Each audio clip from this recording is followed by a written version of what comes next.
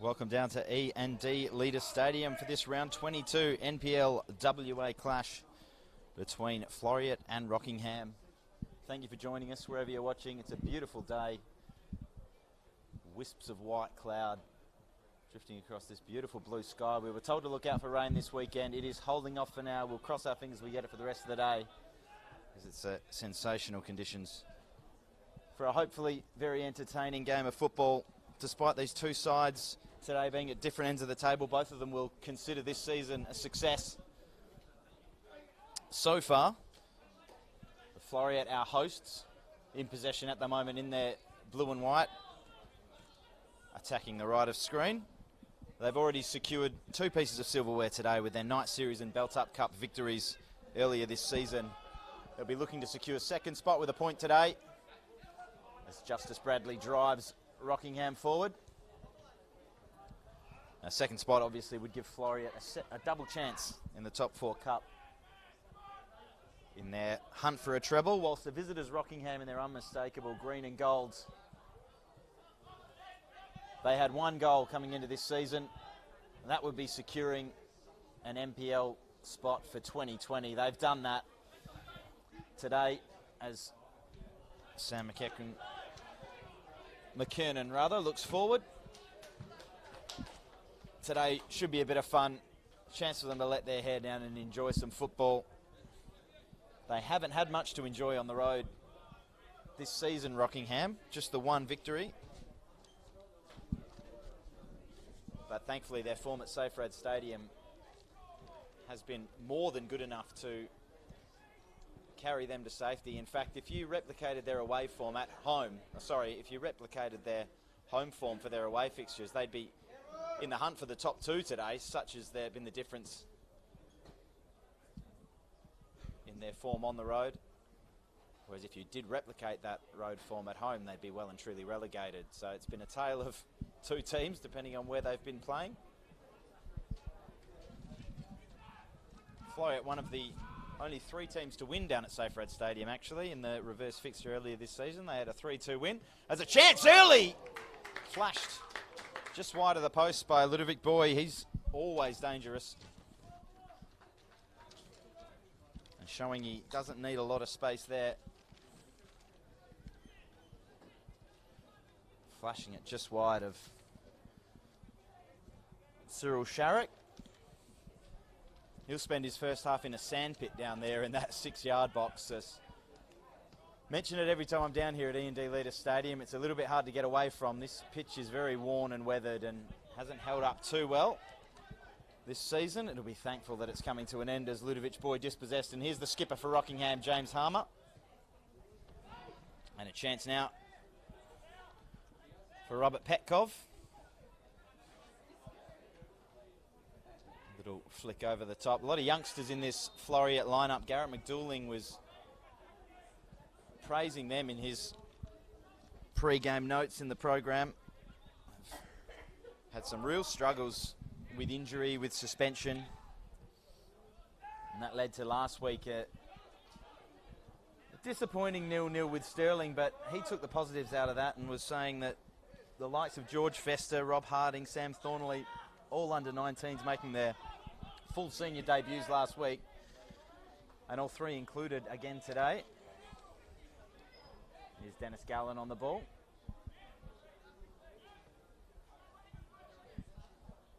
Jesse Fuller, a little 1-2 with his fullback. Getting away from Ryan Moulton there. And a Rockingham throw.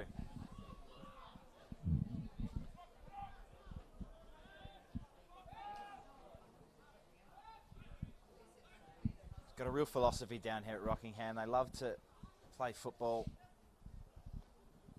They love to get it on the ground. Looking to play it out from the back here. Cyril Sharrock with it now. He's a goalkeeper who loves to play it along the ground. Of course, whenever I say that, mistakes are always on cue. So I have to apologise for that one, Cyril. I'll take the blame. But generally a man who is very accomplished at finding players short, and he looks to do so here. Is Mitchell Firth. And again, Sharrock, that's 2 in a minute he's given away. A ball across the back, held up. Ludovic Boy looks back inside and can't find his man. I think it was Harding. Some sloppy play early.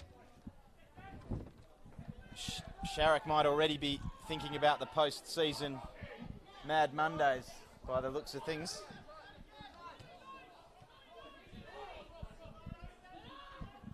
Here's Petkov. Petkov strong dribbling, wins a free kick. Shane Skinner, the man in the middle, in charge of this match. Jessica Bird on the touchline on our near side, and Liam Barkley on the far side. It's our refereeing team. Boy, little back heel. Petkov holds off Bradley and finds the back of the net. Just the start Floreat would have wanted. And it's 1-0.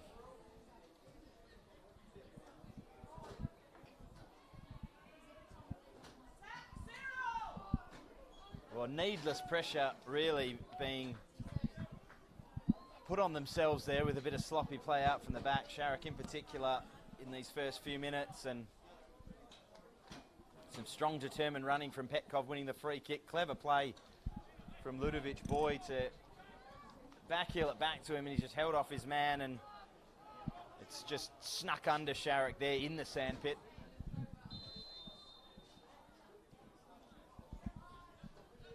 Not the start Rockingham would have wanted, but exactly what Garrett McDouling would have been hoping for. See how Rockingham can respond. They have just struggled so much on the road. It's almost unbelievable that it's the same side that turns up at Floreat every other weekend.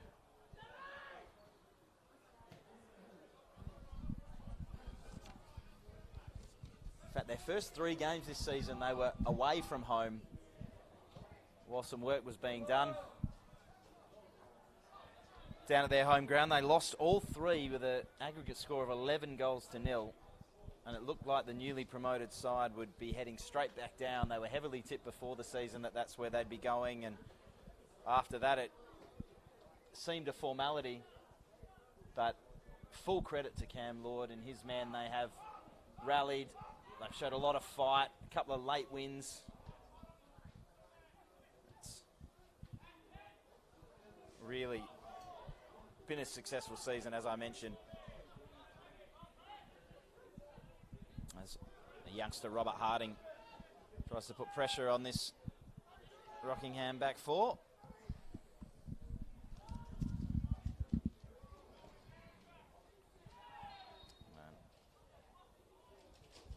Easy foul for the referee to give there.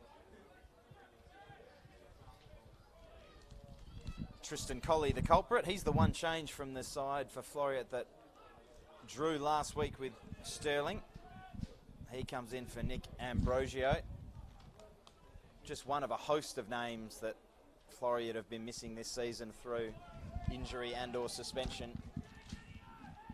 Their depth has been tested, and they've done well to be on track for second place as Rockingham always get through. Here's a chance. Van Deeken, challenge and penalty.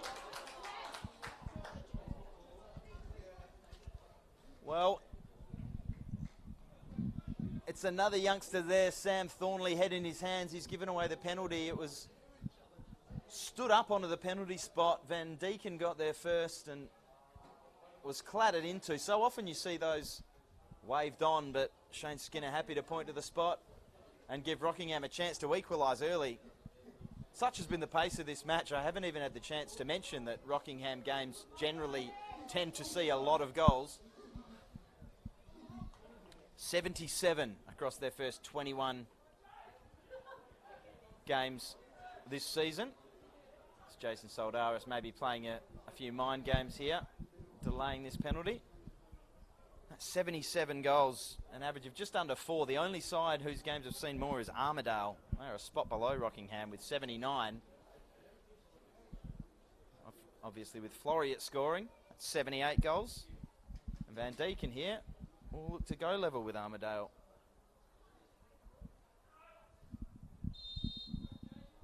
Van Deeken versus Saldaris.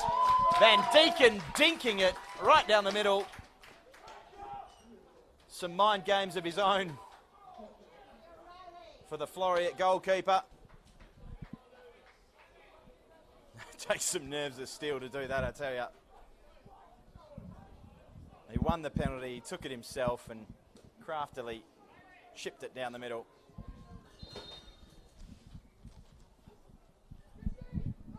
So we were expecting goals. Rockingham never disappoint. They haven't had a 0-0 yet all season. Floreat, in fact, have only had one, and that was last week. And a mistake here at the back. A chance for Van Deeken to make it 2.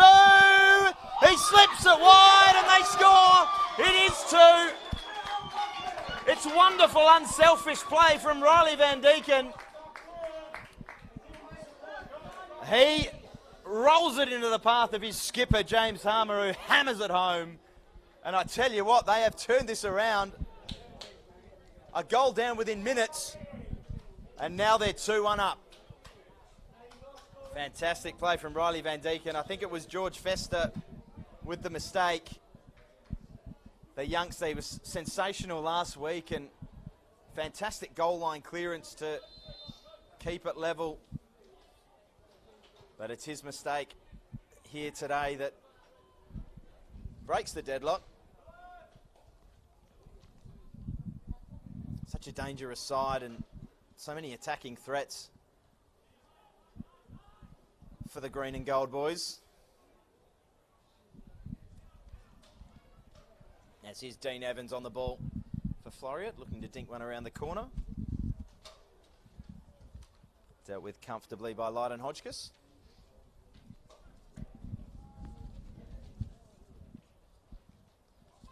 Hodgkiss again, only out as far as Boy, flicked on. Petkov can't get his foot on the end of it, and Sharrock claims.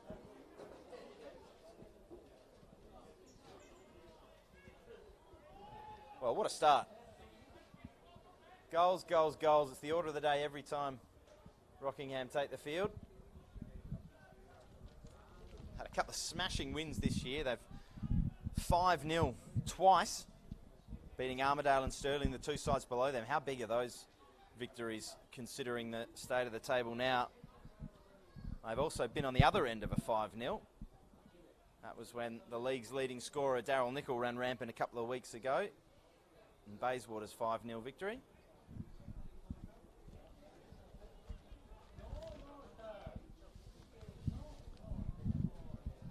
Looking for just their second road win for the season, Rockingham. And they have the lead. Here's Petkov looking to dink it towards Ludovic Boy. He wasn't on the same page. And Rockingham can regroup with a goal kick.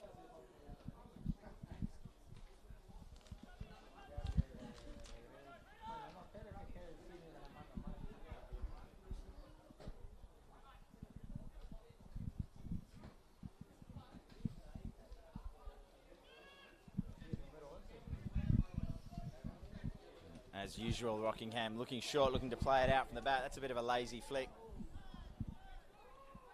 from Riley Van Deeken. And again, they're just putting themselves under pressure here, Rockingham. It's admirable the way they want to play, but I don't know whether it's lack of concentration today, but they have been exceptionally sloppy playing it out. They do have the lead, though. Victor Brawner doing his part in the middle there. And here's young Mitchell Firth. Great ball in towards Millard. Loses out in the end. And Fuller takes possession back for Floreat.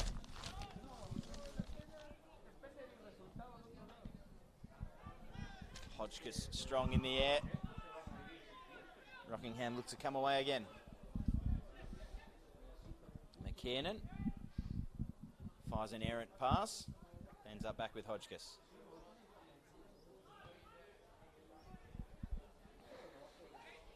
With those 3 goals, Rockingham now the team that has seen more goals in their matches than any other. Always entertaining. 80 goals, either for or against.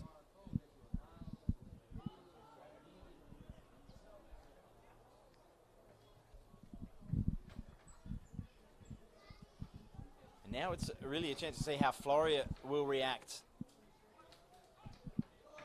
A heavily changed team to the one that started the season.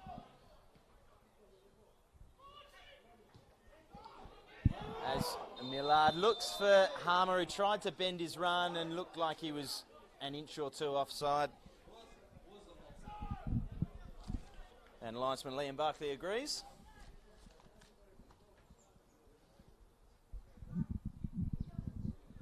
It's now Floreat looking for an equaliser.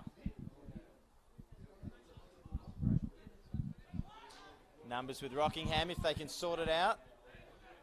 Petkov doing his best and doing very well to keep the ball against two, still going, and Justice Bradley in the end conceding a throw. Sam Thornley will jog over to take.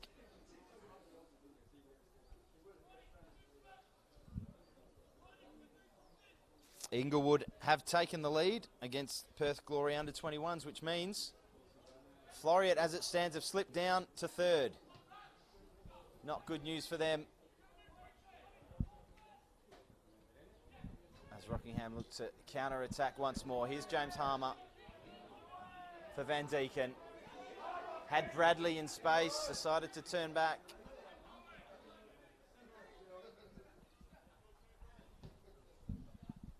Firth again looking long, this time for Millard.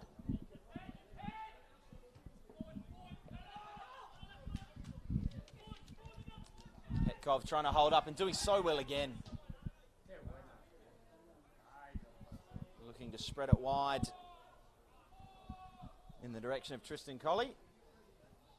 He can't take it under control and Rockingham will get possession back.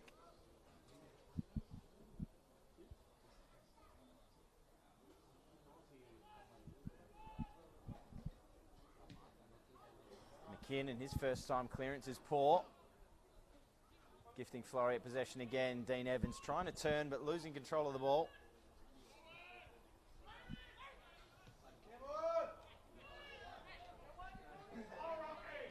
Van Deeken heavily involved. Millard looking to get on the end of his pass. He does so. Finds Robbie Galvin, who in turn finds Justice Bradley. He gives it back. Galvin looking to go himself, but curtailed by a combination of Fester and Fuller. And here goes Ludovic Boy. Floreat are away. Cuts inside McKernan. And in the end, McKernan sticks to his task. But Floreat maintain possession. Here's Gallen driving forward. Here's Boy. Gets it out of his feet. Here's Gallen. And Sharrock in the end holding on to Tristan Colley's drive.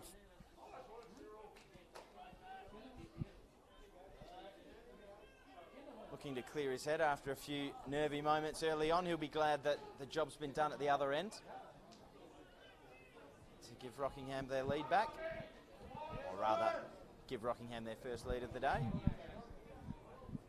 And a rare away lead for the green and gold. Here's Firth. Time and space ahead of him. Then Deacon looking to flick it around the corner. Bradley got there late and gave away a foul.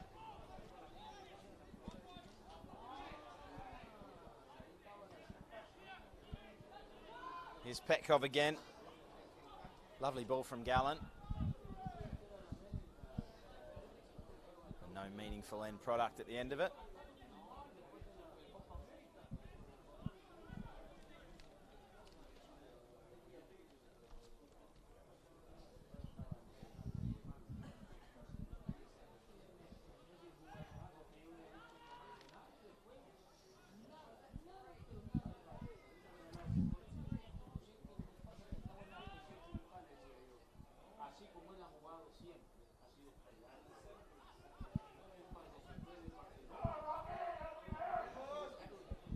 Rockingham just happy to recycle the ball at the moment. They'll be more than content with the start to this game. Here's Victor Brawner driving through midfield. he so often does.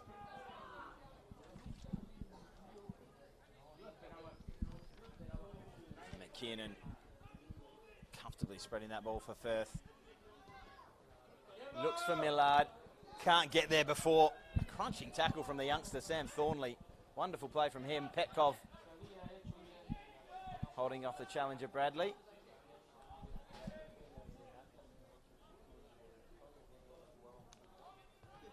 Gallen will take over at the back. Loves to get his head up and stride forward, does Dennis Gallen. Another man who loves to get his head up and look for a pass is Dean Evans. He's on the ball now.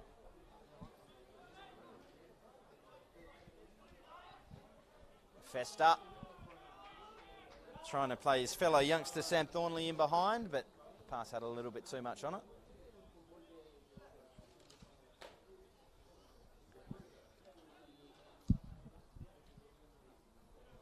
It's been a tale, as I mentioned, suspensions and injuries for Floreat. They were 7 points clear of third, or 7 points clear of Inglewood just 2 weeks ago. But back-to-back wins for Inglewood against Stirling and today's visitors Rockingham. Plus Floreat finding themselves in the middle of a 3-game winless run, drawing last week against Stirling and 3 weeks ago with Sorrento, along with a shock 2-1 defeat here against ECU. I was at that game in particular. Joe Knowles with the goals in that 2-1 victory, and Robert Petkov missing a penalty. That could end up being big.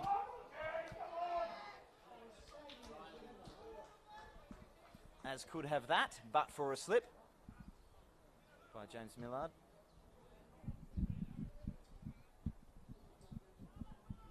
Good contest there and a good win from Harry Collins. Rockingham right back. Here's McKernan. Van Deeken. A goal and an assist for Riley Van Deeken already today. Oh, little flick on from Robbie Galvin. Didn't get any contact. Not sure if that's what he intended. It worked out. Here's Harmer unable to bring that ball under Van Deeken under control. Chance for Sam Thornley to get forward and find Petkov, who finds Boy, who in turn looks wide and finds Tristan Colley. Back to Boy. Back to Colley. Looks to get a ball into the box. It's flicked towards goal and behind. Robert Harding doing his best to make a nuisance of himself.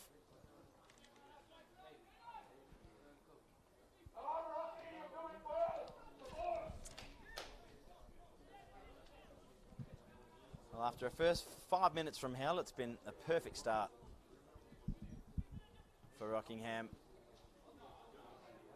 Sharrock looks long towards Collins. Hodgkiss, McKinnon. McKinnon gets it back. Looks for Millard, but stray pass intercepted by Thornley.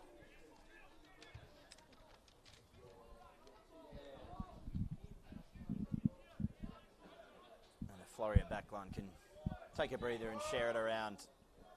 Not a lot of movement in front of them. So they'll happily just knock it backwards and forwards. Eventually, just a hopeful ball more than anything from Boy. Millard and Bradley combine to take possession back for Rockingham. Oh, just wonderful play from Riley Van Deeken again. He's absolutely on fire early on today, but a big tackle from Ludovic Boy dispossesses him. Evans finds Boy. He'll look for Colley. Intercepted well by Collins.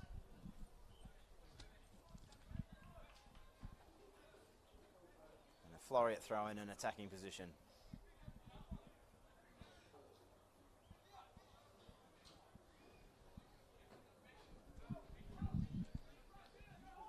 Thornley looks long. Petkov tries to win it back.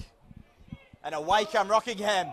Harmer's just drifted offside, but he got back on just before the ball was played.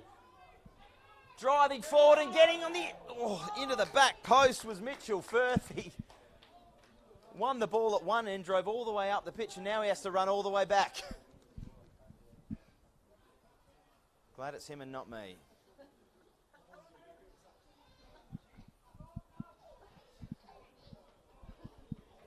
He has taken up his customary role at centre back. Millard getting back and doing his defensive duties against Jesse Fuller. Shifts to the left, goes right. Millard stays with him. Ball in from Thornley, dangerous area. Appeals for a foul, nothing doing by the referee. McKinnon and Millard mop up. Sloppy pass again out from the back. Intended for Victor Brauner. And that's just wonderful tracking back. Absolutely sensational work from Rockingham. All hands on deck when they need them. And here's Van Deeken. He has been the man of the match. By some distance, you can already give him the bottle of champagne. He looks like he's already had a few with that dancing. And 2 goals and an assist within the first half an hour for Rockingham's number 11. Wow. Absolutely fantastic. They're going to need to do something to stop him, or things could start to get ugly here for Floreat.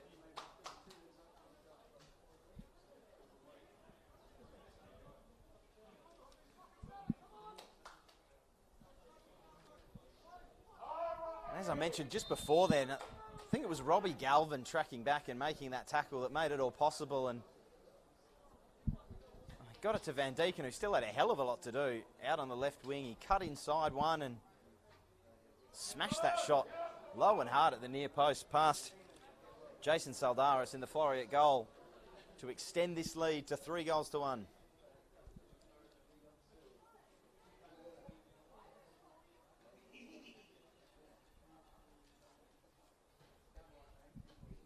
Still no sign of rain at all. The sun is shining, and so is Riley Van Deeken.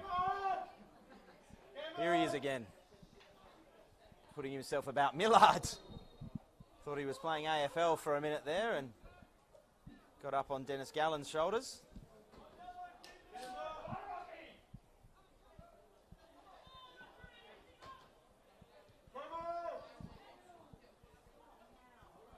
Petkov unable to bring that ball down, and Victor Brauner finds Cyril Sharrock. Happy to launch a rare long ball forward.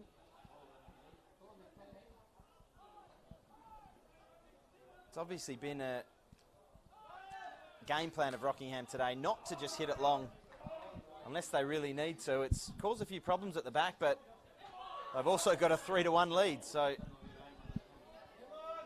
they won't be complaining. It has been noticeable in their games when they have had to resort to launching long balls in the direction of their captain that they tend to struggle, whether or not that's a product of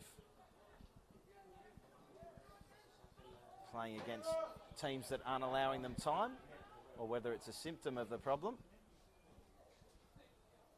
I'm not sure, but today they've got it all going their way.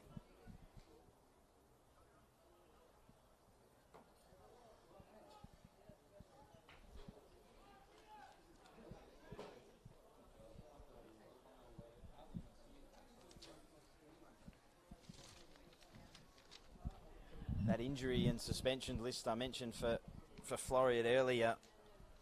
Over the last few weeks, the likes of Adrian Madashi, Chris Soldaris, Adam Falcone, Phil Arnold, Dennis Gallen, Ryan Moulton, Jack Andrews, Nick Ambrosio, to go along with season-long injuries to Marco Santalucia and John Steins. The latter there scored in the reverse fixture. Floreat's 3-2 win down at Safrad. One of his few appearances and few goals of the season before that injury. But of course, with all those names I mentioned missing games, it's been a really tough month for Garrett McDouling's men. But they battled manfully, and they'll have to do so again today. 15 minutes or so left in this one, and they're trailing 3-1 to rejuvenated Rockingham City.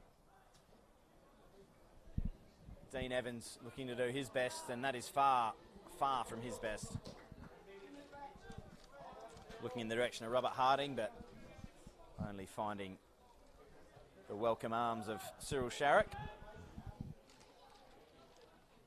Rockingham again losing possession, but managing to mop it up. Again, just intent to play it out from the back. And Victor Brauner smashing it against the head of Tristan Colley. And another chance, he's onside.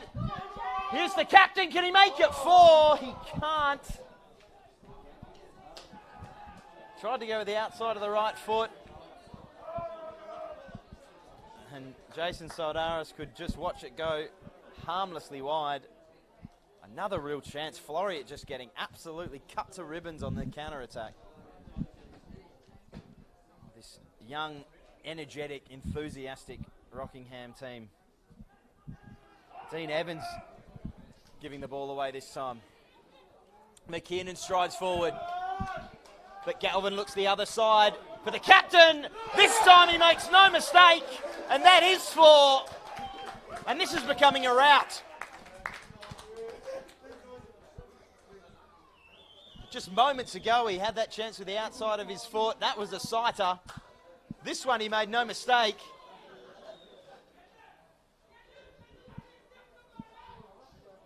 And we've got 2 Rockingham players now in the hunt for a hat-trick.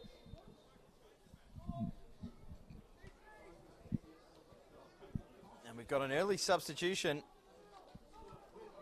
from Garrett McDouling. It's going to be Adrian Madashi coming on as a double substitution.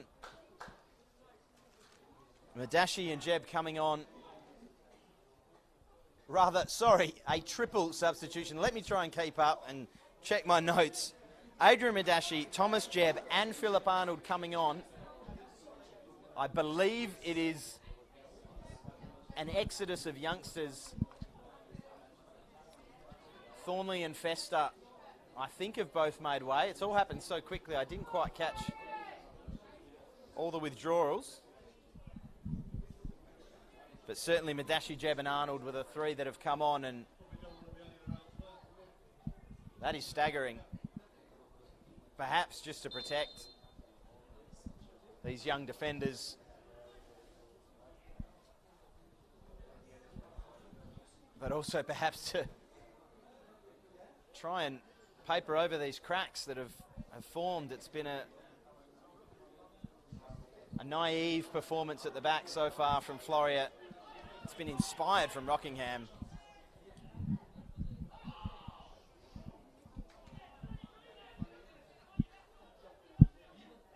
But it does look at this point that second spot is slipping away. Perhaps their remaining hope will be that the Glory Boys can do them a favour, but this is football and crazy things can happen. Don't write them off just yet. But the way Rockingham are hitting on the counter, this could be 6, 7, 8 goals. They can feel their boots. Galvin looks back for Collins. He goes back to Galvin. Cutting inside. Just no pressure on him there, and takes his time and picks out his skipper, who looks wide for Millard. Wonderful ball from the captain. Millard's going to cut inside. Didn't get up towards the back post, but both Galvin and Harmer were making runs to the near post. Floreat resume possession. Striding away. And looking for Robert Harding. Would substitute Philip Arnold.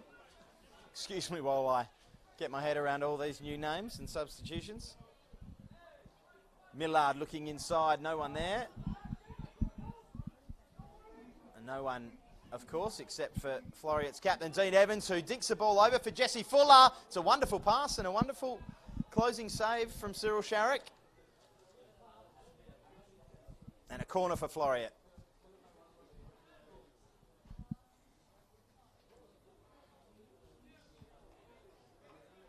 Well, I said it was a much changed team for Floreat from the side that ran out earlier on this season. It's now a much changed side from the team that ran out 36 minutes ago today. Triple substitution. Just half an hour in. Ludovic Boy drives the ball, back post. And a foul given before Harding could make an attempt on goal. Didn't catch what that one was for.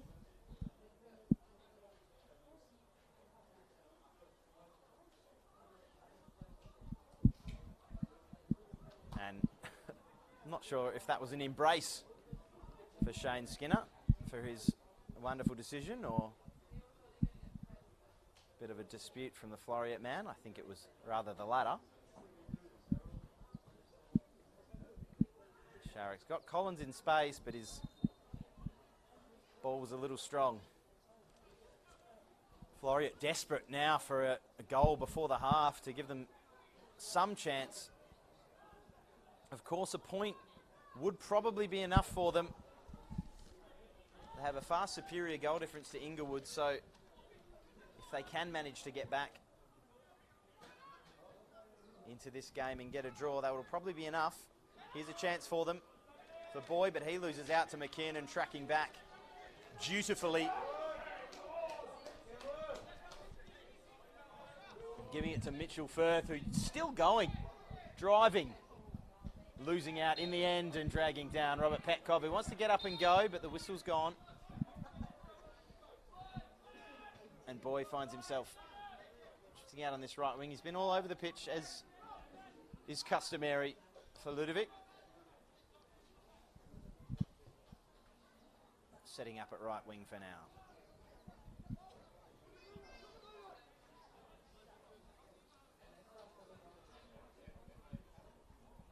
Here's Evans.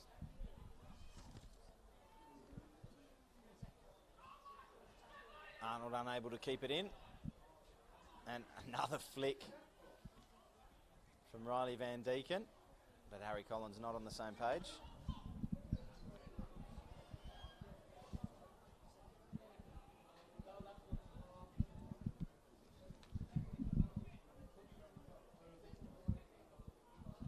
Hodgkiss dealing with the throw. And a chance again for Rockingham, perhaps to hit on the counter. Here's Millard. Here's Robbie Galvin. He spreads it for the captain, and Sam McKinnon is unmarked, drifting into the area. Harmer looks to find him, but it's cut out. Important intervention there from the Floreat defender. That was Adrian Madashi, the substitute. Here's Harmer again. He's got two.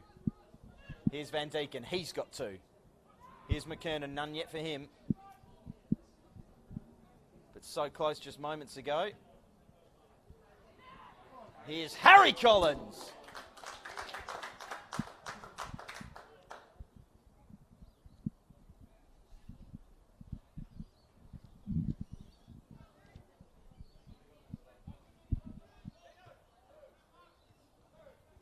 Dean Evans takes over in the centre circle. So often where he likes to set up, dictate the play. Taking on a couple of men, unable to beat Harry Collins, was Phil Arnold, who disputes the decision with a what the something. I can't repeat on air. If I could hear it, I dare say the referee could hear it, and he's gone light on him with that one.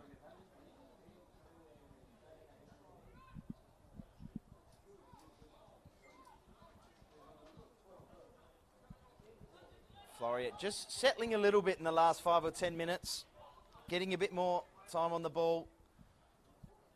Here's a chance for Jeb.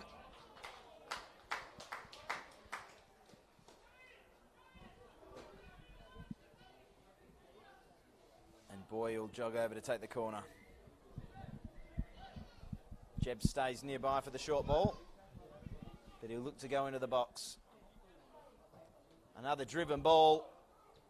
Doesn't even clear the first man. Ricochets off Bradley, stays in play. Jeb and Bradley go up. Jeb wins, but only out for a goal kick.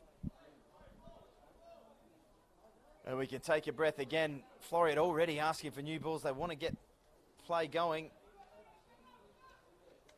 They know the gravity of the situation today. Desperate for that point. I mentioned their superior goal difference to Inglewood. It's at plus 14 at this stage, but of course that would mean that Inglewood would have to win by 15 goals or more if Floreat manage a point. But at this stage, that is looking far from likely. Rockingham holding a 4-1 lead, just minutes to go in this first half. What a half for the visitors. Absolutely no one would have picked that, and Robbie Galvin keeps going, and I think the referee could have played the advantage there, and he won't let him take the quick free kick either. And get another time. Rockingham may have been frustrated there, but they seem quite happy to just take this 4-1 lead into half-time. Collins combines with Galvin. And Galvin eventually turns it over. Well, how did Floreat respond to this? They've already made all 3 subs. Just after half an hour gone, Garrett McDoolin pulled the trigger on that, so no more personnel changes. Be interesting to see if there's any tactical changes in this second half as Ludovic Boy looks to run. Important foot in there from Lydon Hodgkiss, and Rockingham survive.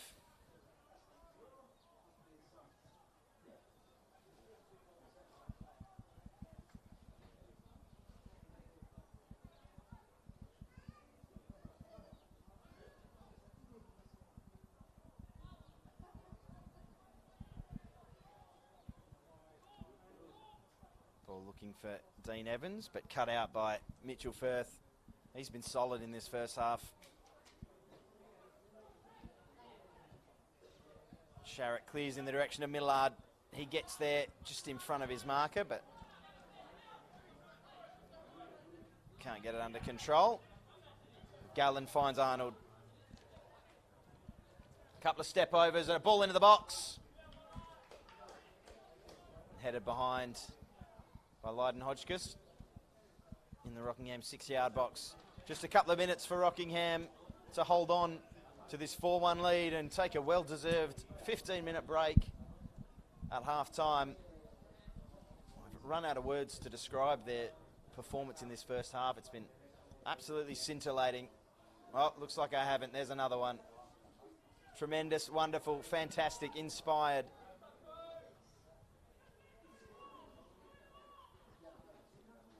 Bradley unable to cut out the cross, but it falls into the arms of Sharrock, who's pass for Brawner is good enough. He turns and finds Robbie Galvin. Takes his time and looks to find Van Deeken. But a little bit sloppy. Tired legs. They have been up and back this entire first half, this whole Rockingham side, and what a wonderful tackle that is from Harry Collins. He's covered as much ground as anyone. He's been superb.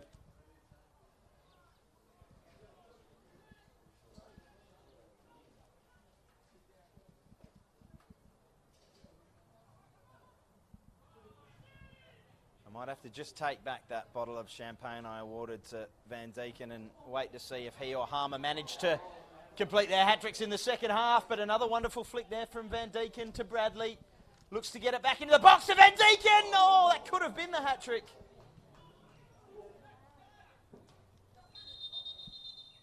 And man down at the back.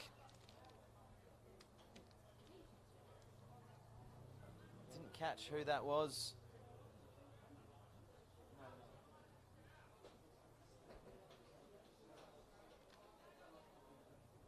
Referee stopping play there, I believe, for a head injury. Might be Phil Arnold.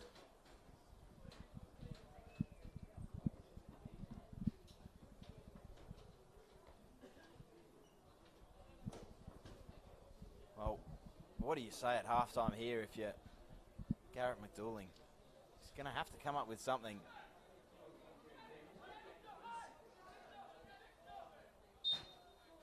Shane Skinner drops the ball and we recommence these final seconds of this first half.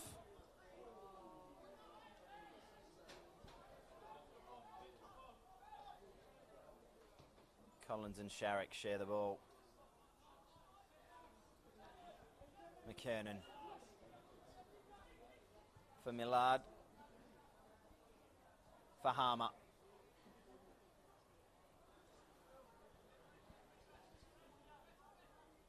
Collins and Harmer sharing the ball on the far side. They bring it out now through Mitchell Firth. Happy to knock it back. And they will be happy with a 4-1 lead, I would suggest.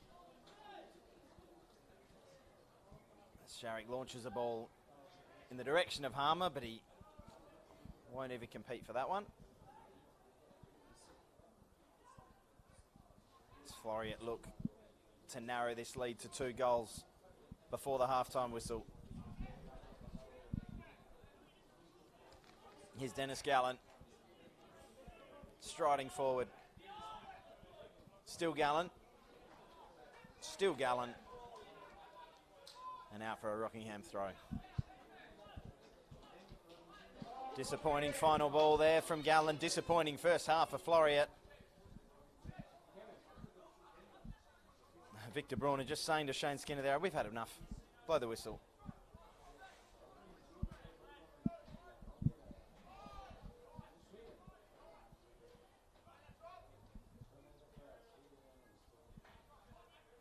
Boy and Brauner battle. A Boy and Brauner battle. Brauner comes out on top, wins his side a throw in. And the referee does blow his whistle. Well, we expected goals, but I did not expect this many goals. They've been averaging almost 4 goals a game in every one of their fixtures so far this season, Rockingham. They've smashed that in the first half, forcing Garrett McDouling to make 3 substitutions in that first half. Take a few of his kids out of the firing line. 2 very, very different team talks, I'd suggest, at half-time for Rockingham and Floreat. As it stands, it's Rockingham City 4, Floreat Athena 1.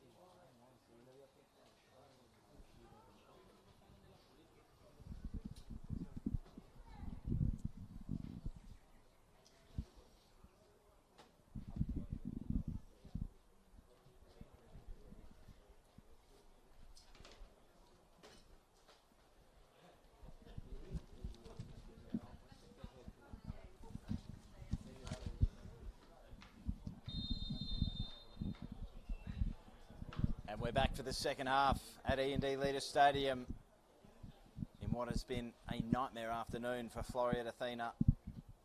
They find themselves 4-1 down against the visitors Rockingham. A pair of goals each for the captain James Harmer and Riley Van Deeken.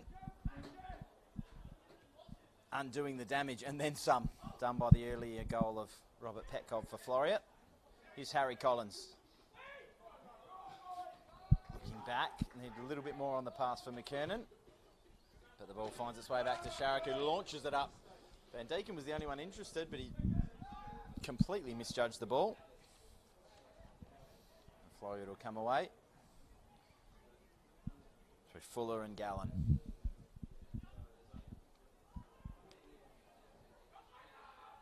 Gallen looking towards Harding, but the ball not getting there, and he was offside regardless.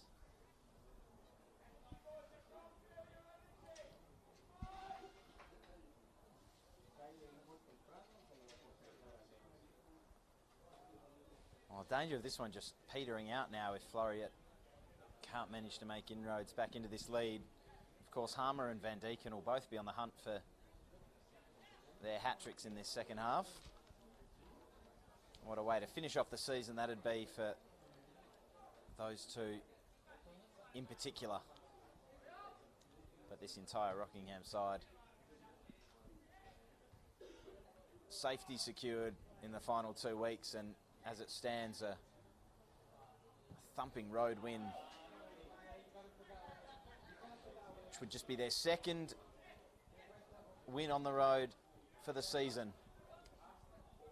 Here's Arnold looking for Boy, looking for Evans, who brings it back into the box, and a bit of a miscommunication between Collins and Hodgkiss, but they do enough to see it out for a Floreat corner.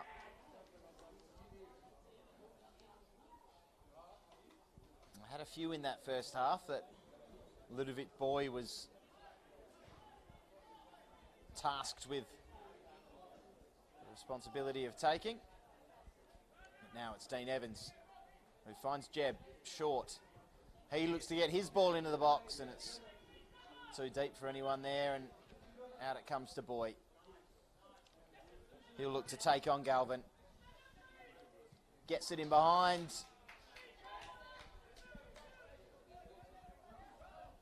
And in the end it goes all the way behind. Sharrock can take it for a goal kick.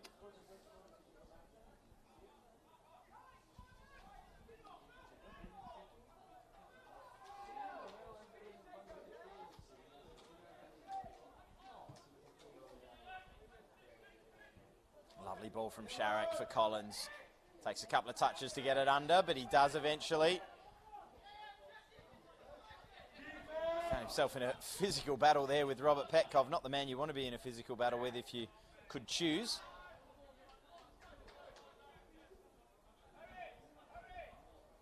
And Dennis Gallen looks to get things going again for Floreat.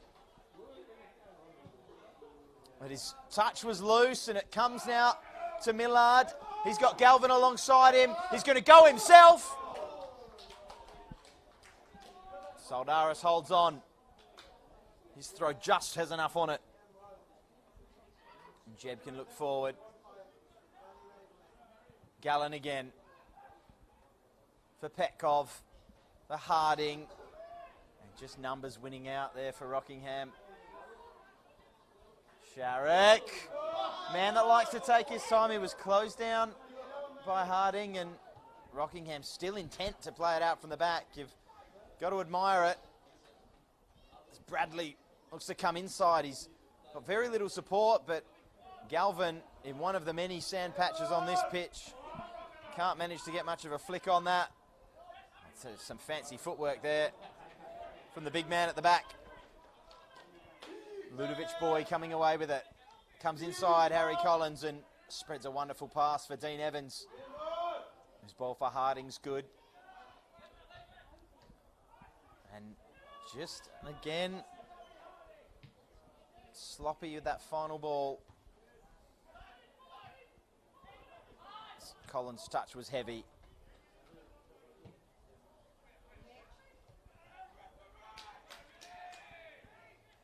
Another chance on the ball for Collins. So I'm looking to flick it in the direction of Robbie Galvin. Can't do so. Here's Evans. He's going to look back post.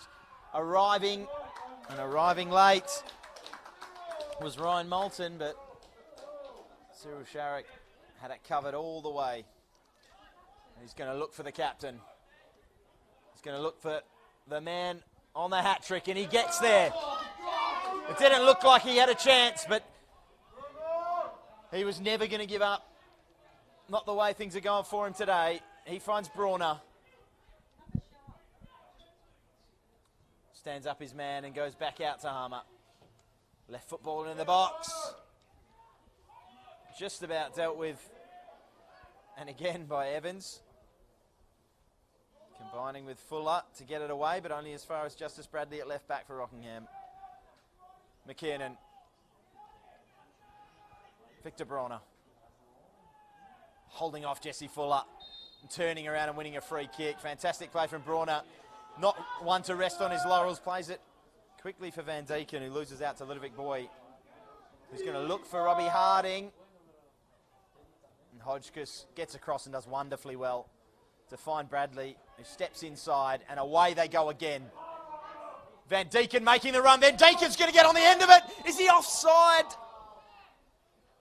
Jessica Bird says yes, to the dismay of the Rockingham fans, and Van Deeken himself, who thought he was in for his hat-trick.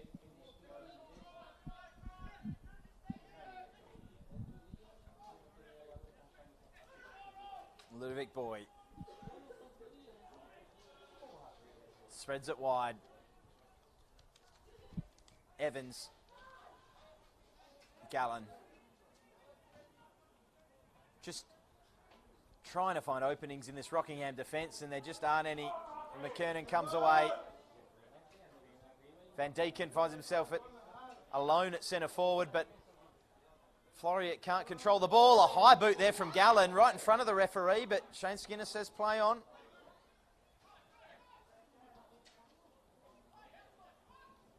Thought that could have been a foul, but the referee not interested.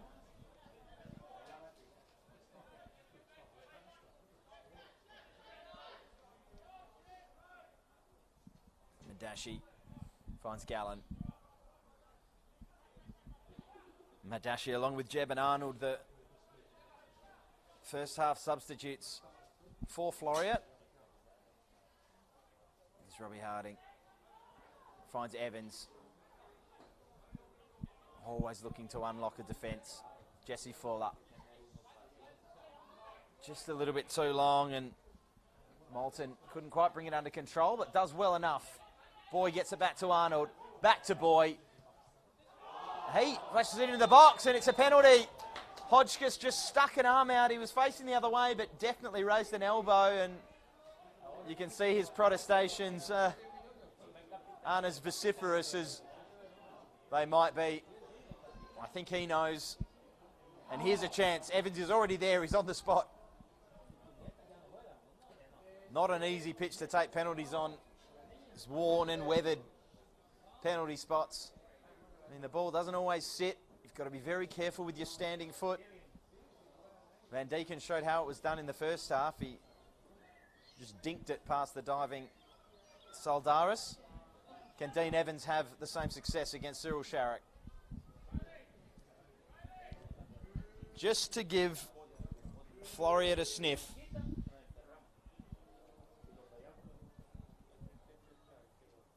Inglewood are 2 goals up against Glory, so Floreat are going to have to do it themselves. Here's the first step of the journey. Dean Evans makes no mistake.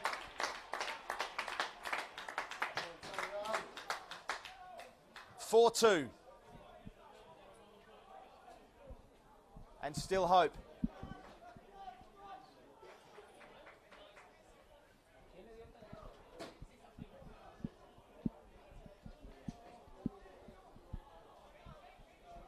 Just some doubts in the back of Cam Lord and his men.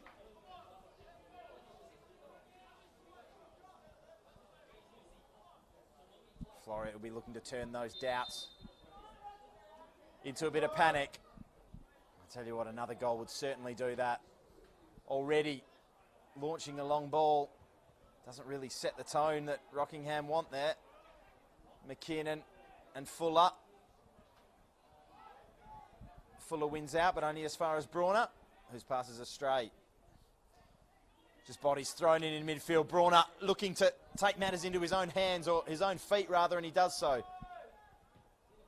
Fantastic determination. He wants to set the tone and try and drag everyone along with him by the looks of it. Here's Harry Collins. They've just got to be careful. Rockingham was so dangerous on the counter-attack in that first half as Floreat looked for these goals. The referee just letting it go. And there's a overly enthusiastic challenge from Ryan Moulton, as if to make a point that they should have had a free kick earlier. He gives one away there, and he gets a booking for his troubles. A frustration earlier that there were no free kicks given, but truth be told, a free kick could have gone either way, and the referee was happy to let it play. Just a little petulant and impetuous from Ryan Moulton.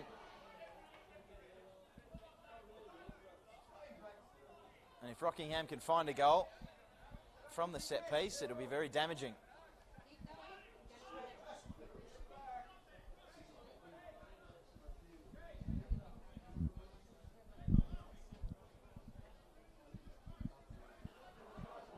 The referee just having a discussion there with the captains, Harmer and Evans.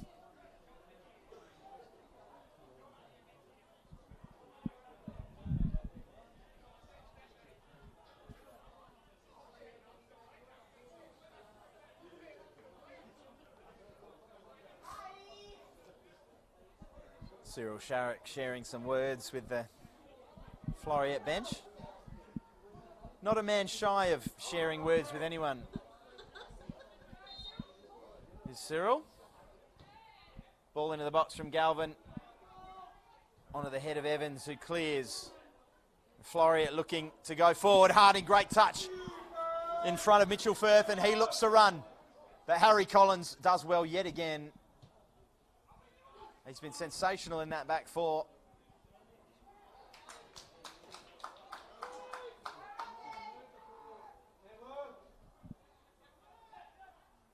Brawner just looks so determined right now to not let this lead slip.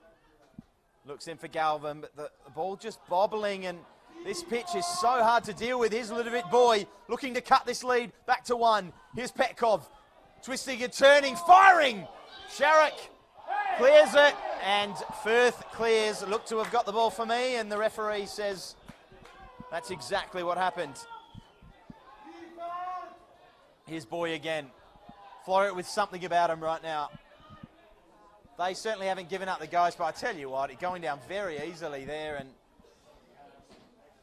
in the end lucky to maintain possession.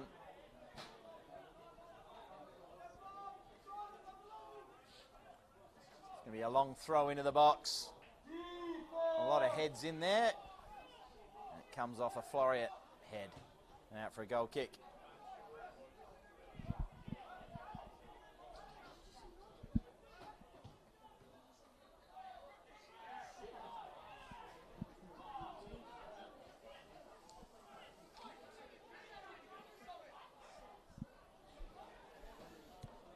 Just starting to get a little bit feisty, tempers flaring, a lot of arguments and spot fires going on all over this E&D leaders pitch. Words from the sideline as well. They know how much this game means now to Floreat. Jesse Fuller showing it there. A crunching header.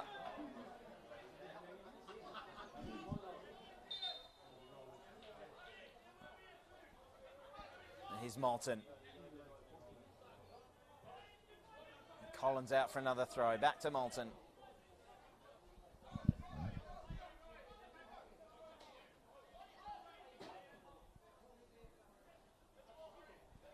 Down the line. Collins again. Take two. Same result.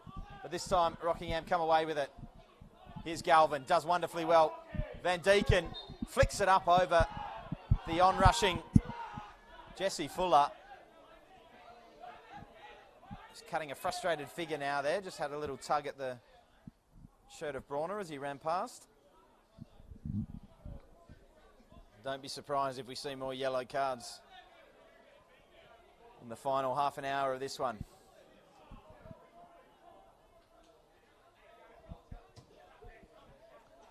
Sharrock launches it towards Van Deeken. Cleared by Madashi. That's a Fuller. He can't control it. Neither can Galvin. Harding doing his best, and coming in late there was Firth, and was caught by the follow-through. Really was in more danger than his opponent, putting himself in the way there, but finds himself in the book. Told you there'd be more yellows to come. And Mitchell Firth would be wise to walk away here and keep it to a yellow card. Temper's just starting to fray. Rockingham so desperate to end their season with a win. To show that what they can do at home, they can do on the road as well. Floreat obviously with so much to play for.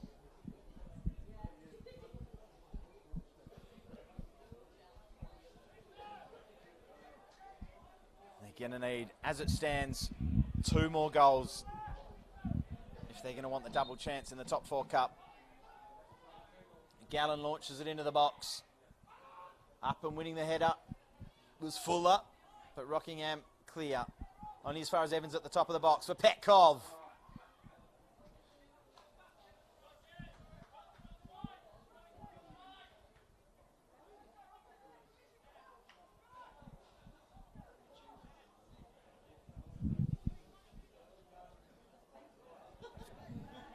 Sharrock is going to take all the time in the world for every goal kick from here until the end of the game, I would imagine.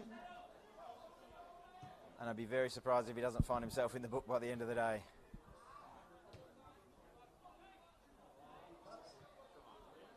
Harmett not wanting to give up on that one.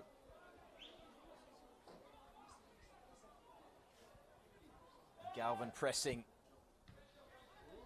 Still looking to press Rockingham despite the lead, and they win a free kick high up the pitch.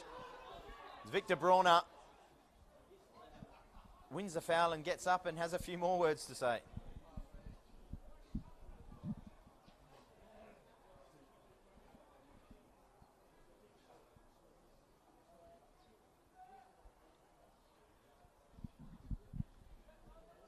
But a Rockingham goal here would just about put things to bed. Robbie Galvin standing over it, just one in the wall. That's Captain Dean Evans. And what's Galvin going to look to do? He's going to go direct and high and wide and over the hill.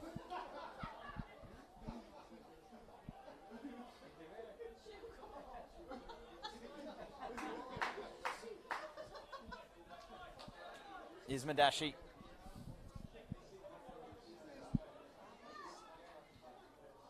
Still a long way to go in this one. A lot of football left to be played, and that 3-goal lead at halftime is now a 2-goal lead. They say it's the worst lead in football. I still prefer it to a 1-goal lead, but what do I know? Madashi.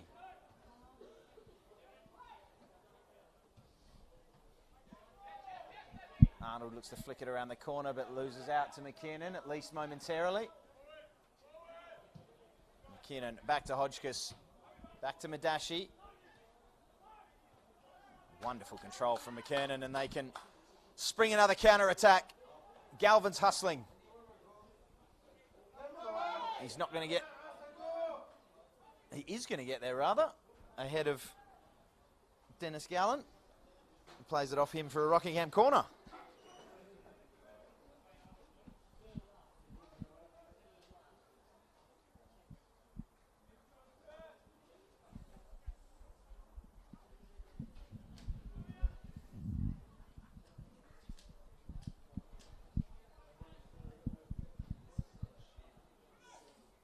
Massive into this game, for more for Floreat than Rockingham, but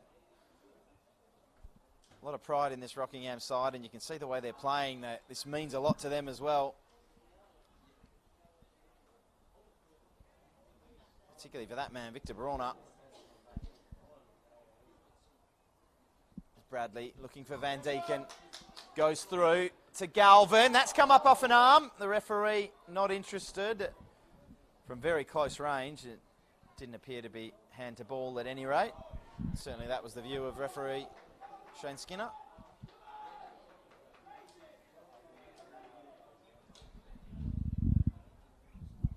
Rockingham again, just taking a breather, soaking up a bit of clock. Bradley and Brauner exchange possession, but they lose out now. Chance for Floreat again. Here's Arnold. Leaves it behind. Petkov surrounded by 3 yellow shirts and chips it to a 4th in Justice Bradley, and that's not what Floreat want at all. That is, though, intercepting the ball there. Thomas Jebb. Into the box from Petkov. Arnold! 4-3. Wonderful header.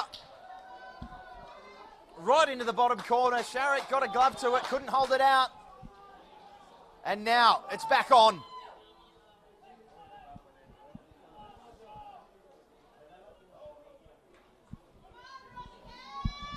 The grains of doubt in Rockingham minds are now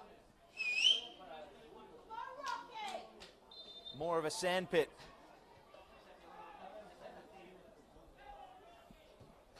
As they restart the game with just a 1-goal lead to hang on to now. What a game we've got here. 7 goals already, and still a long way to go.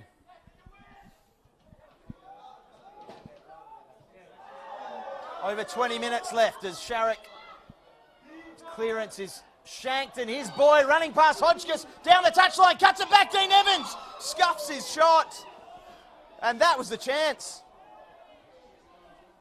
And it fell to the man you'd want, and Collins slips over. Gee, this pitch is just wreaking havoc. Players slipping and sliding all over the place. Here's Arnold looking to level things up.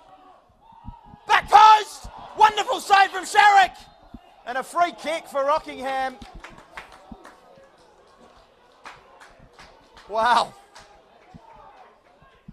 Well, we thought this one was over after half an hour. Garrett McDoolin didn't. He made 3 changes. All of his 3 subs. They weren't able to make a dent in the Rockingham lead in the first half. But they have in this second, and Harmer looking to run on for his hat-trick to restore that 2-goal lead, but it remains at 1.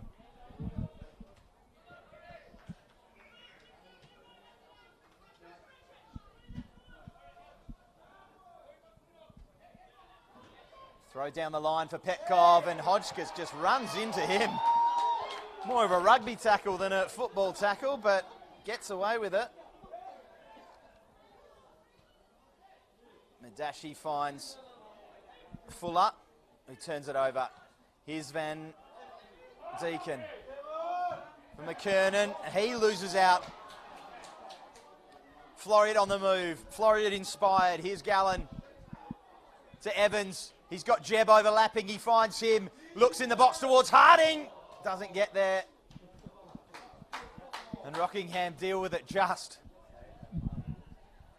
And this is about the slenderest of 1-goal leads I've ever seen. They are hanging on now. And in the hunt for some fresh legs. And it's going to be Shaz Ramley to come on, and looks like he'll be replacing Justice Bradley.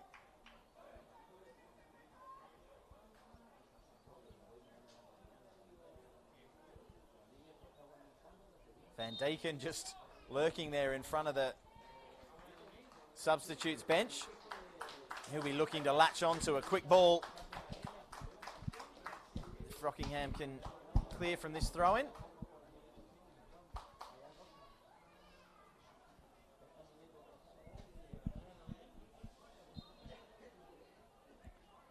Ryan Moulton, the man tasked with dealing with him. Long throw into the box. Flicked on by Fuller. Claimed by Cyril Sharrock. He's going to look long towards Robbie Galvin. He's going to find him, but Madashi covering prevents that. Experienced defending, well read. In truth, that's what they were lacking in that first half. A lot of inexperienced young players in that Floreat back line who performed so admirably last week and just couldn't quite find it today. Here's Harmer winning inside a corner. Rockingham 4, Floreat 3. I've said it time and again so far that these Rockingham games just bring goals. None more so than this one.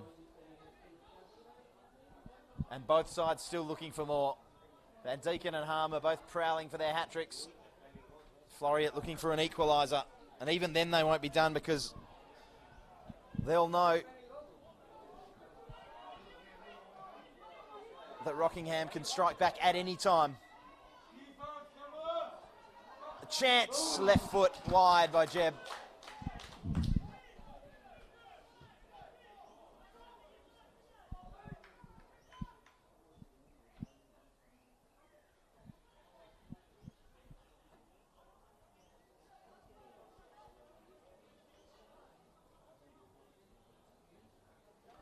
More goals here than anywhere else today, although the big shock around the grounds is Sorrento with a 3-1 lead over Perth. What a fantastic way for them to end the season against the champions. Van Deeken's pulled up sore, it looks like a hamstring, and that'll be a real shame. That is not how you want to see his game end or his season. And that is a real shame, and it looks bad.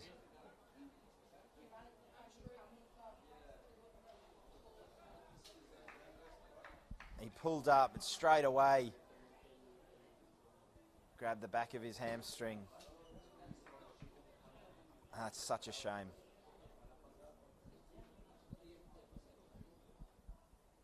It'll be a long off season for him. He will be absolutely devastated. So will the rest of the Rockingham boys.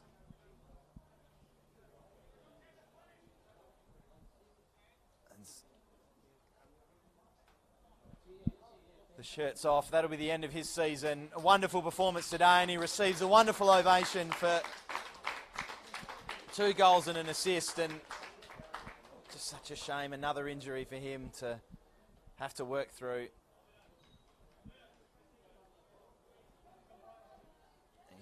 Cutting a dejected figure down there on the Rockingham bench.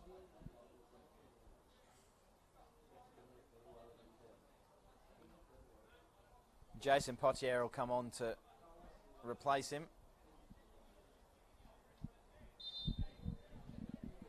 That really puts into perspective what this game really means for Rockingham. It's really the result pales into insignificance when you see scenes like that. I've said it already, but what a shame for Rockingham and for Riley himself. But there's still a game to play and finish off here. Here's Robbie Galvin looking for Harmer. Wonderful flick by him, but cut out by Madashi. Floreat still on the hunt of that equaliser as Evans goes in hard on Collins. The ricochet only as far as Rockingham player there, and looked like he had a foot trod on there by Jesse Fuller, and he wins a free kick to the behest of Dean Evans and co.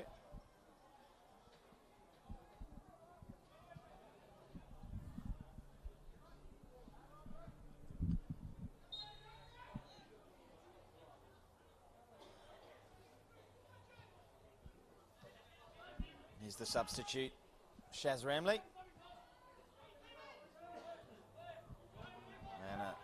Loose ball forward for Harmer by Sam McKernan.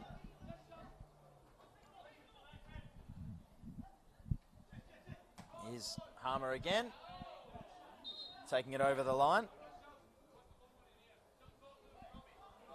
At least in the mind of the line judge there. Little nudge in the back from Petkov on Galvin. Those two will do battle again. Petkov so strong in possession, and what a wonderful ball that is over the back. A chance and a wonderful closing tackle from Harry Collins. Yet again, playing his part in this game.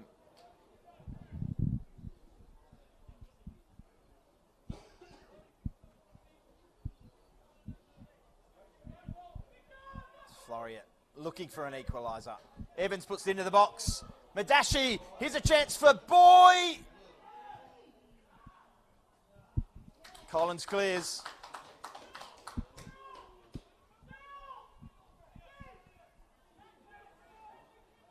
And it's Harmer now taking up position on this near side, looking for that quick counter-attack if Rockingham can get possession. They can't yet, though. Here's Gallen.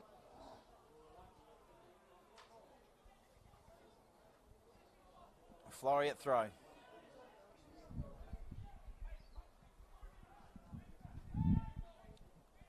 He's going to look into the mixer towards Fuller. He can't do anything with it. Nork and Dean Evans and Rockingham clear again. Madashi and Harmer. There's a height mismatch if ever you've seen one. Fuller looking forward to Petkov. One touch, goes around. His man, wonderful defending again. Looking to the top of the box to Boy, who flicks it on for Arnold. Arnold, couple of step overs, leaves it behind. Has to turn. And Ramley can't do enough. Wonderful dribbling and persistence there from Arnold.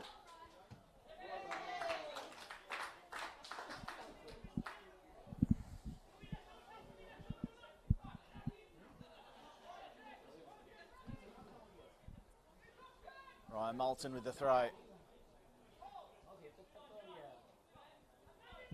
Boy and Galvin. Boy wins out, beats Ramley as well. Goes off his feet there, and that'll be why the referee's given the free kick away. I'll argue he wasn't in control of that, and Rockingham another chance to soak up 20 seconds, 30 seconds. As many as he'll allow, and another substitution now. It'll be their final one of the day. That's all 6. Ryan Kennedy it'll be to come on. It looks like Sam McKernan the one to make way.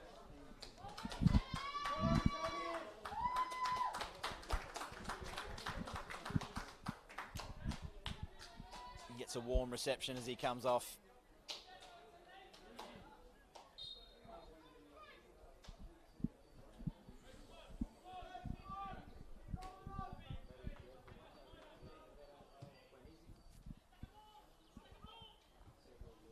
Towering header by Madashi. Comes straight back. And Petkov dragged down there by James Harmer. Floreat will desperately look for that equaliser. It is still Inglewood 2, Perth Glory 0, so they will need it if they want to take back second spot.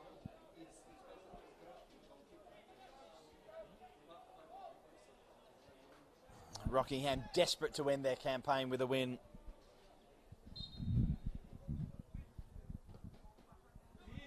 Evans looks to the back post towards Madashi and Arnold. It's the latter that comes away with it. Here's Jeb. Back to Arnold, back to Jeb. Twisting, turning. Can't shake Collins.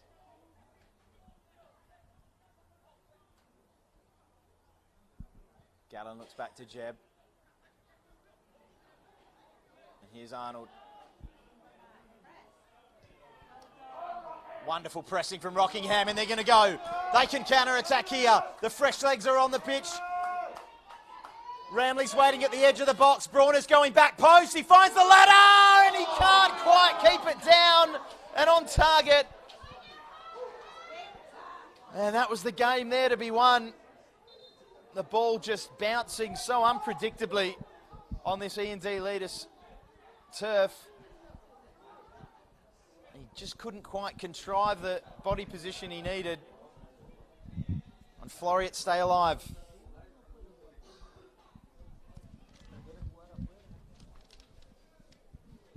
Gallen looks long towards Harding, but Kennedy comes away with it. Only momentarily though, his clearance straight down the other end to Jason Soldaris. Time becoming the enemy now for Floreat. Can only be about another 10 minutes left in this one. There'll be quite a bit of stoppage time for the injury to Riley Van Deeken. So there's still a decent chunk of football left to be played here today. At least 10 minutes, probably more.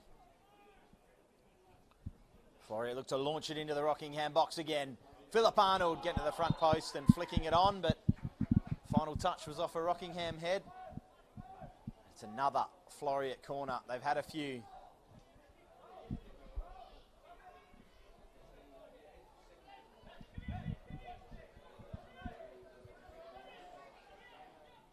Evans over to the back post. Madashi trying to keep it in. He can't. And it's a Rockingham goal kick.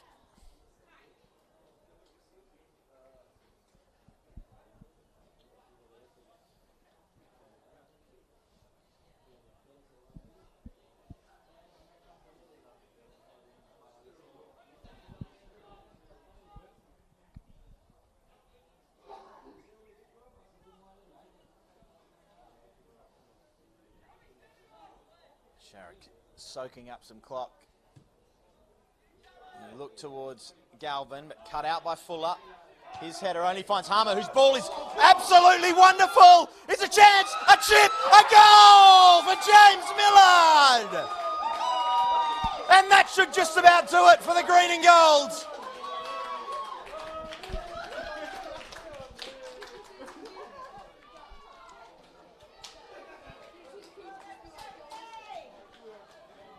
Well, it was always the danger with Floreat pressing for that equaliser that they would find themselves unlocked again at the back, and this time it was the one of the front three that couldn't find himself on the scoreboard in the first half. A wonderful first time volleyed ball from the captain. Can't wait to see that one back again. That was something special. And the finish to match. But Floreat not ready to give up just yet. Ludovic Boy, back post, cut out. And here we go again. A chance for Ramley. Brawner there with him.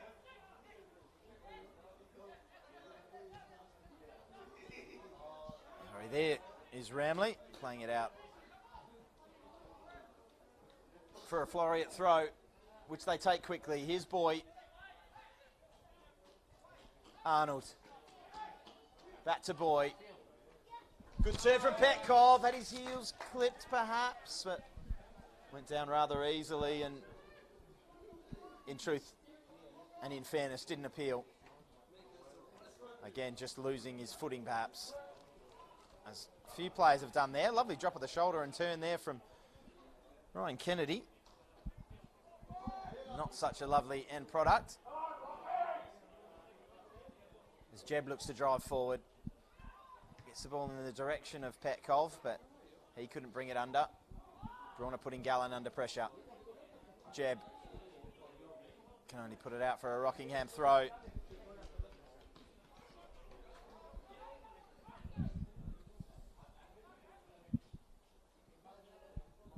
Well, at 4-3, you felt like it was just a matter of time. The equaliser seemed to be coming. At 5-3, it now feels like this one's over. And Harmer can look for a hat-trick or he can look for Galvin! He does the latter. It doesn't get to him. But it's turned in by the defender. And the own goal makes it 6-3. You put your glasses down, this one's over. 6 goals to Rockingham City today. Absolutely unbelievable.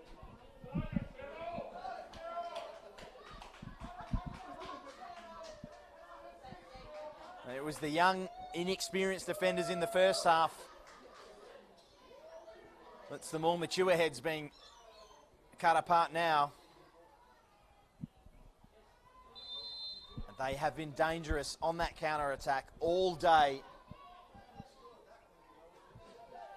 And that one too heavy for Ludovic Boy.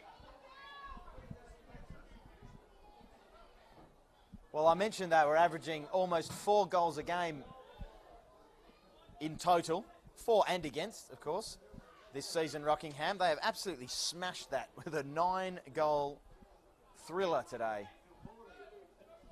You can't ask for more than that.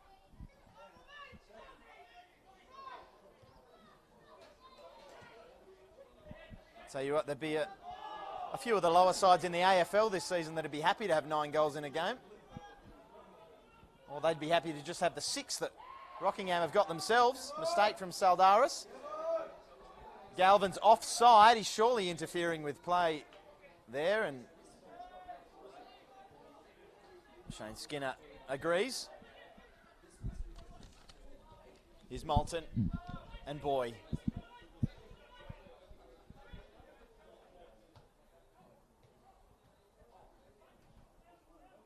Evans finds himself opposed to Firth, comes back inside, back post, here's Arnold, and his header to the back post was aimless. They say you can't trust a man with 2 first names. They couldn't trust him there, Philip Arnold.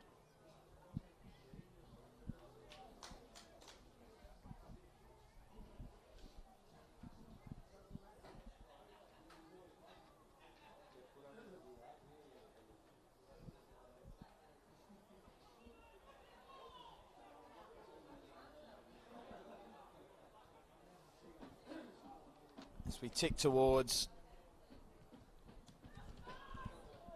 the final few minutes before stoppage time today, it has been a wonderful performance from Rockingham. That always liable to concede goals, but they're also always liable to score them as well. And unbelievable 6 goals today. 2 for the injured Riley Van Deeken, 2 for the captain James Harmer, 1 for James Millard, and an own goal.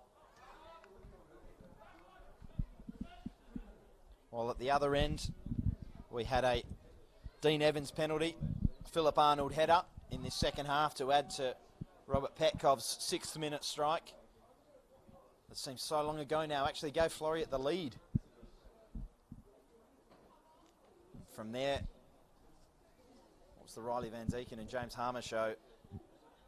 But Floreat came out like a bull at a gate in this second half and looked like they were going to snatch that second spot back off Inglewood with at least a draw. But it was the Millard chip that really put that to bed. Petkov chest and volley around the corner, cut out by Harry Collins, who finds Ryan Kennedy. Back to Lydon Hodgkiss. His clearance is a little bit lazy. Ryan Moulton, Ludovic Boy, lovely little shimmy sidestep. Evans would have fancied his chances from there, but he couldn't get past the captain, who gets on his bike and goes. Around 1, around 2. Looks wide for the substitute. Couldn't find Jason Potier, and Floreat come away. I'd say any chance of a point has well and truly gone now. Potier, Brauner, Potier, they can enjoy this now, the Rockingham boys. Here's Millard. Madashi looking to stretch and get there, and Millard just plays it off him for a corner.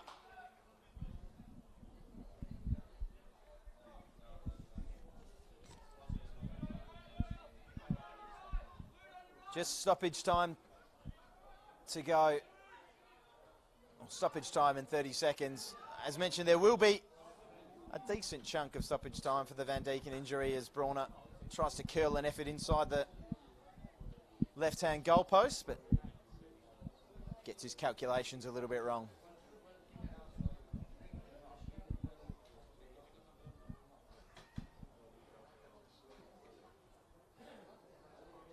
A fantastic final day of the season for Rockingham City.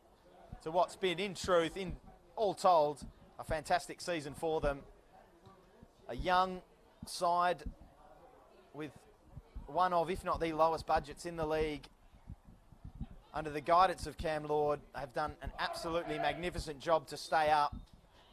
And this just shows what they can do. Away from home, which has been their Achilles heel all season, against a side fighting for second spot, albeit a side that has been ravaged by injuries and suspensions. To make the trip up to E&D Leaders and put on a show like they've done today is just absolutely sensational. Harry Collins clears down the line. He's been my pick of the defenders for Rockingham. He's had a fantastic game against bigger, more mature bodies. Hasn't taken a backward step. The ball flicked on for Petkov. Harding tries to make a run in behind. He's got Jeb again on the far side who cuts back. A few shouts of get it in from the Floreat players. Turned around the corner for Dean Evans by Jesse Fuller. And Evans just cannot get past the outstretched leg there of Ryan Kennedy. Another long throw to come. Evans looks to turn. Up against Galvin. Ball into the box. Here's Arnold again. Scored one earlier from a similar position. Can't do the same this time to give Floreat any sort of chance with a couple of minutes left. And if I was Cam Lord, I'd be saying, Cyril, take your yellow card here. Take every second the referee will give you. Let's go and enjoy this victory. It's been a beautiful day for them. The weather's held off. It's a beautiful day all round for Rockingham. Sharrock finds Brauner. The ball just bobbles and bobbles, and he eventually brings it under control. Finds Mitchell Firth, who just heaves it up the other end. May have collected one late. Something's incensed Cyril Sharrock. Doesn't always take a lot to do that.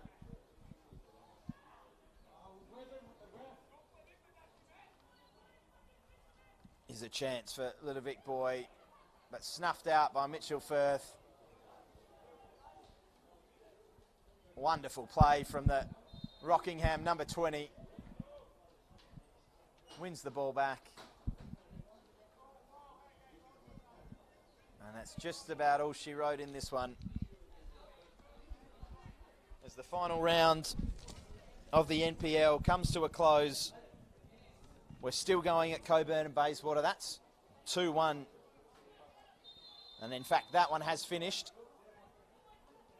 And now a card, or a red card. It's a second yellow. I dare say they won't be too upset about that, as the job is pretty much done for the season. But he may miss the start of next year. Didn't quite see who it is being asked to leave the pitch.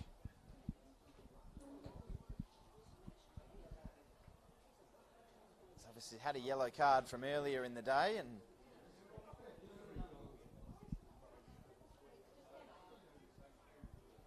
it's a second now. It's Mitchell Firth who is making his way up the race.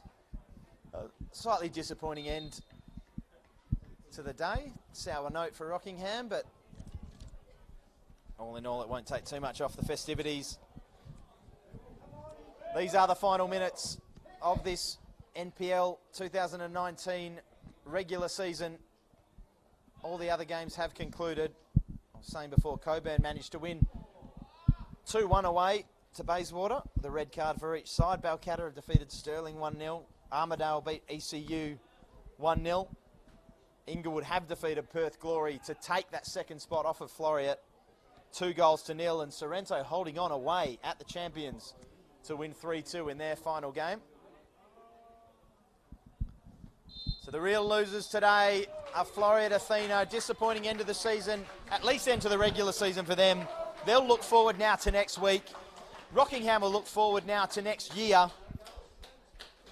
And no better way to go out than with a 6-3 away win, just their second away win of the year. Let me catch my breath and we'll go through how it all unfolded. Robert Petkov opened the scoring in the 6th minute for Floreat after some nifty work from Ludovic Boy, tucked it under the arm of Cyril Sharrock, and then it was the Riley Van Deeken and James Harmer show. Van Deeken scored a penalty, won a penalty, then scored it. Harmer turned up a minute later when Van Deeken could have gone for goal himself, but he slipped it over to his captain. Van Deeken and Harmer had another one each before half-time to go into the break with a 4-1 lead. Second half, Dean Evans scores a penalty to turn heads and give Floreat a bit of hope. Then Philip Arnold nodded one in at the back post before I had it down as James Millard scoring the goal, but they've got it down here on the scoreboard as Ryan Kennedy.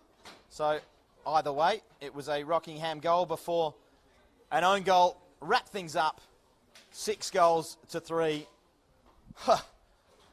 What a way to end the season, hey? Rockingham City away 6. Floreat at home 3.